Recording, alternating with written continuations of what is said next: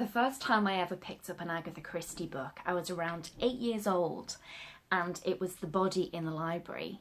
And I had absolutely no idea when I opened up that book the kind of world that I was opening myself up to.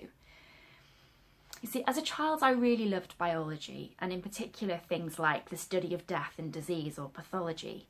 And I went on to have an entire career in forensic pathology, something that I wrote about in my first book, Past Mortems. But not a lot of people know that it was actually Agatha Christie who inspired me to go into this field.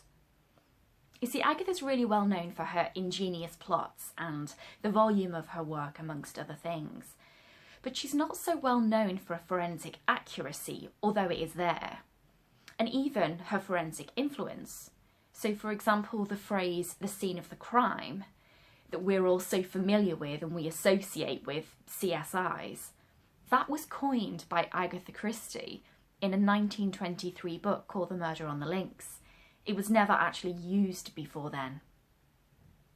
This is because Agatha was writing at a time that we call the golden age of detective fiction, but it was also the golden age of medical jurisprudence, or medico-legal science, which is now called forensic science.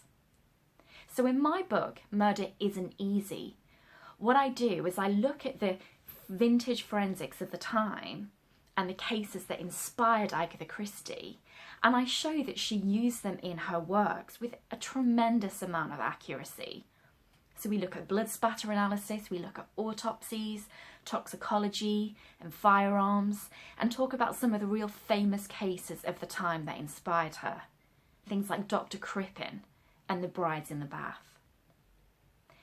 The history of forensic science is incredibly fascinating, and all of those firsts, all of those cases where the first fingerprint was used or the first document was analysed, Agatha knew all about those cases and she brought them into her work. And she showed the layman that forensic science was there and it was being used by the police. And what I want to do with my book Murder Isn't Easy is to show you exactly that. The forensics is there. Getting away with murder is nowhere near as easy as you would think.